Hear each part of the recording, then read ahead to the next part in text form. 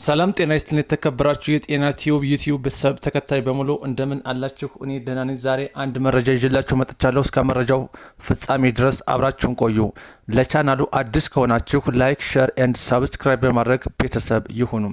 በዛሬው መረጃ ይዤላችሁ የመጣሁት ስለ የወባ በሽታ ምንነትና በእርግዝና ወቅት ስለሚከሰተው የወባ በሽታ በሚለው ዙሪያ አጠር ያለ መረጃ ይዤላችሁ መጥቻለሁ። መልካም ቆይታ ይሁንላችሁ። የወባ በሽታ ወይም በእንግሊዝኛው ማላሪያ ማለት ከፕላዝሞዲየም ቤተሰብ በሚመደቡ ፕሮቶዛ የሚባሉ ጥገኛ ተዋሲያን አማካኝነት የሚመጣ ተላላፊ በሽታ ነው።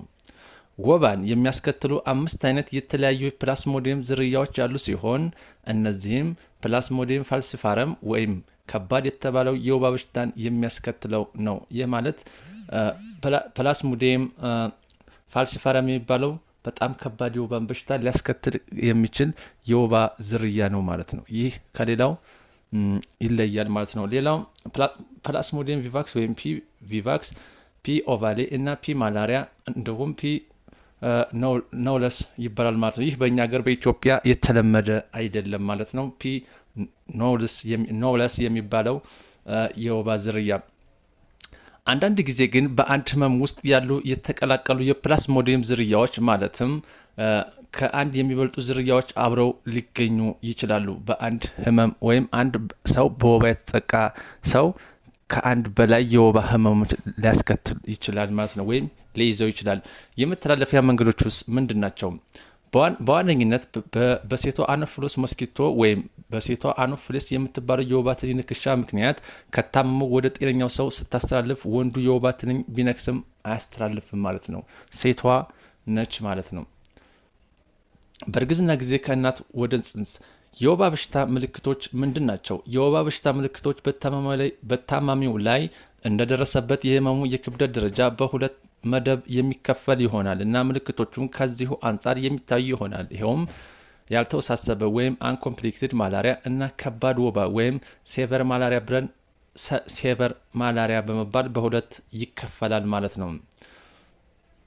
የወባ በሽታ ምልክቶች በሁለት መደብ ከፍለን እያየን በዝርዝር እያንዳንዱን ስነግራችሁ፣ አንደኛው ያልተወሳሰበ ወይም ወባ ወይም አንኮምፕሊኬትድ ማላሪያ የሚባለው በዚህኛው ደረጃ ላይ ሲሆን ምልክቶቹ መካከል ትኩሳት ወይም ፌቨር፣ ማንቀጥቀጥ፣ መንዘፍዘፍ ወይም ችልስ፣ ሪጎር ኤንድ ሻቨሪንግ፣ ራስ ምታት፣ የጡንቻ የመገጣጠሚያ አካላት ህመም፣ የምግብ ፍላጎት መቀነስ ወይም በእንግሊዝኛው ሉዝ ኦፍ አፒታይት፣ የማቅለሽለሽ ስሜት እንዲሁም ሌሎችን የሚያጠቃልል ሲሆን ሁለተኛው ውስብስብ ወባ ወይም ኮምፕሊኬትድ ኦር ሰቨር ማላሪያ የሚባለው አንድ ታማሚ እዚህ ደረጃ ላይ ሲደርስ የሚያሳያቸው ምልክቶች ከላይ ላልተወሳሰበ ወይም ቀላል ወባ ብለን ያየናቸው ምልክቶች ሁሉ ተባብሰውበትና ጨምረውበት የምናየው ይሆን እና ከዚህ በታች ካሉት ሁነቶች ጋር በተያያዘ እንደ ሁኔታው ሌላም አይነት ምልክቶች የሚታዩበት ይሆናል። ከባድ የደም ማነስ ወይም የሆሞግሎቢን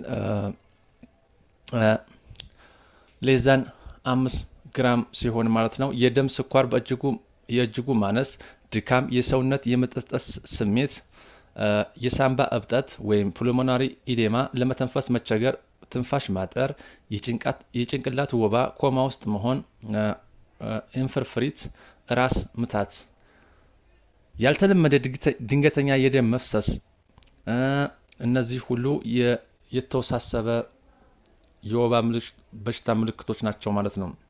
ሌላው የሰውነት ቢጫ መሆን፣ ልፍስፍስ መሆን፣ በሽተኛው ያለ ሌላ ሰው ድጋፍ መራመድ ወይም መቀመጥ እንዳይችል የሚያደርጉ አጠቃላይ ድክመት ማለት ነው። የኩላሊት ህመም ወይም አጣዳፊ ጉዳት፣ የሽንት ቀለም መቀየር፣ ደማቅ ያለ ከር መጠን መቀነስ የመሳሰሉትን ሌሎች የውስብስብነት ደረጃዎች ላይ ሊያደርስ ይችላል። ታማሚው ከዚህ በላይ የተጠቃ የአካል ክፍልና እንደ ሁኔታው ልዩ ልዩ ምልክቶችን ሊያሳይ ይችላል ማለት ነው። ወባ እንዳለበት ለማረጋገጥ በምን አይነት ምርመራ ማወቅ ይቻላል? ወይም አንድ ሰው በወባ ከተጠቃ በኋላ በምን አይነት ምርመራ ነው መታወቅ የሚችለው የሚለውን ስነግራቸው፣ ሐኪሞ የወባ በሽታ እንዳለበት ካሰበ ይህንኑ የሚያስከትሉ ጥገኛ ተዋሲያን ለመፈለግ ሲባል የደም ምርመራን እንዲሰራለት ያዛል። ከላይ እንዳልኩት የተለያዩ ወባን የሚያስከትሉ የፕላስሞዲየም አይነቶች ስላሉና በደም ምርመራ አማካኝነትም ማወቅ ይቻላልና እንደ ዝርያው በመመርኮዝ ትክክለኛው ሕክምና እንዲሰጠዎት ለማወቅ ይረዳል። ምክንያቱም የሚሰጠው መድኃኒት እንደ የወባው አይነት ይለያያልና። ሌላም ብዙ አይነት የደምና የሌሎች ናሙናዎች ምርመራ የሚሰሩ ሲሆን እነኚሁም በታማሚው ላይ ያሉትን የውስብስብ ወባ ችግሮች መኖራቸውን እና ወይም ደግሞ ሌላም የወባ መሳይ የጤና ችግሮችን ወይም ዲፈረንሻል ዳያግኖሲስ ይህን ምልክት አምተውት ይሆናል የሚለውን ለመለየት ይጠቅማል። የወባ በሽታ እንዴት ይታከማል ወይም ትሪትመንቱ ምን ይመስላል? ሐኪሞ ወባ የሚያመጡትን ጥገኛ ተዋሳት ለማስወገድ ልዩ መድኃኒቶችን ይሰጥዎታል። የተለያዩ የመድኃኒት አማራጮችም ያሉ ሲሆን ለአንዳንድ ሰዎች ከአንድ መድኃኒት በላይ መውሰድ ሊኖርባቸው ይችላል። ለአብዛኞቹ ሰዎች ያልተወሳሰበ ወባ ላለባቸው ህሙማን የመድኃኒት ኪኖችን በሚውጥ መልክ ሊወስዱ ይችላሉ። ነገር ግን ከባድ የወባ በሽታ ላለባቸው ደግሞ በሆስፒታል ውስጥ የተኝቶ ሕክምና ያስፈልጋቸዋል። ሕክምና ከተጀመረ በኋላ በየቀኑ ለተወሰኑ ቀናት የደም ምርመራ ሊያስፈልግ የሚችልበት አጋጣሚ ያለ ሲሆን ይኸውም መድኃኒቱ እየሰራ መሆኑን ለማረጋገጥ አሊያም ሌላ ተያያዥ የህመም አይነቶች መኖር አለመኖራቸውን ለማረጋገጥ ይረዳዋል። ይህንንም ያክል ስለ ወባ ሕክምና ማለከቻን የሚወሰደው መድኃኒት መጠንና አይነት እንዲሁም ሌላም ለምሳሌ እንደ እርግዝና ያሉ ልዩ ሁኔታዎች ላይ ቢከሰት ታማሚው እንዴት ይታከማል፣ ምን ይሰጣል፣ መጠኑስ ምን ያክል ነው የሚለውን በቅርበት የሐኪሙ ውሳኔ በማገናዘብ ላይ ተመስርቶ የሚሰጥበት ስለሆነ አልፈዋለሁ። ሁልጊዜም እንደምለው ህመሙ ሲሰማዎት በራስዎ ውሳኔ መድኃኒት ገዝተው ለመውሰድ አይመከርም። ይልቁንስ የመጨረሻውን ውሳኔ ለሐኪሞ ተውለት። ሌላውም ወባ በእርግዝና ወቅት ቢከሰት ምን ችግሮች ይኖሩታል? እንደ እውነቱ ከሆነ በእርግዝና ወቅት የወባ በሽታ ውስብስቦች እንደ ስርጭቱ መጠን እና ከአሁን ቀደም ይዟቸው የነበረ መሆኑን ጋር ተያይዞ ካላቸው የበሽታ መከላከል ደረጃ ወይም ፓርሻል ኢሙኒቲ መሰረት ይለያያሉ። ነፍሰ ጡር እናቶች ከሌላው ሰዎች በበለጠ ለወባ የመጋለጥ እድላቸው ከፍተኛ ነው እና በጣምም ሊታመሙ ይችላሉ። ወባ በእርግዝና ጊዜ ሲከሰት የሚከተሉ ችግሮች ሊያስከትል ይችላል። ድንገተኛ የጽንስ ማስወረድ ወይም ከ28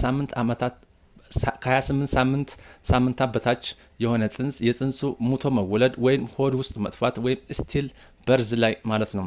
ያለ ጊዜው የሆነ ምጥና መወለድ ወይም ፕሪማቹር ዴሊቨሪ፣ ዝቅተኛ የልደት ክብደት ወይም ሎው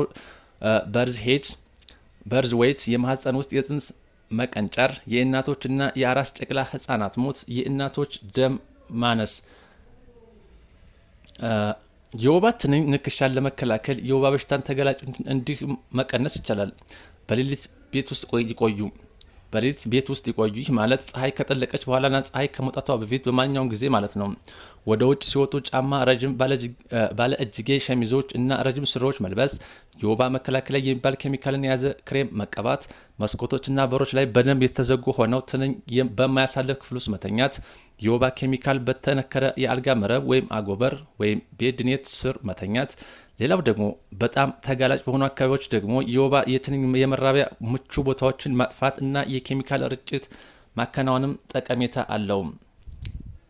ወባ በብዛት ወደሚገኝበት አካባቢ የሚጓዙ ከሆነ ቀድሞ መድኃኒት መውሰድ ከበሽታው ለመከላከል ይረዳል። እንዴት፣ ምን እና ከመቼ እስከ መቼ መውሰድ እንደሚጠበቅቦት ደግሞ ሐኪሞ የሚነግረውትን በትክክል መተግበር። ነገር ግን ለመከላከል መድኃኒት በሚወሰድበት ጊዜም ቢሆን በወባ ሊያዙ ይችላሉና ከተጓዙ ወይም ከተመለሱ በኋላ ቢታመሙ ለመከላከል ተብሎ በሚወሰዱ መድኃኒት አይደለምና የሚታከም ሌላ መድኃኒት ለመውሰድ ከእንደገና በባለሙያ መታየት ያስፈልጋል።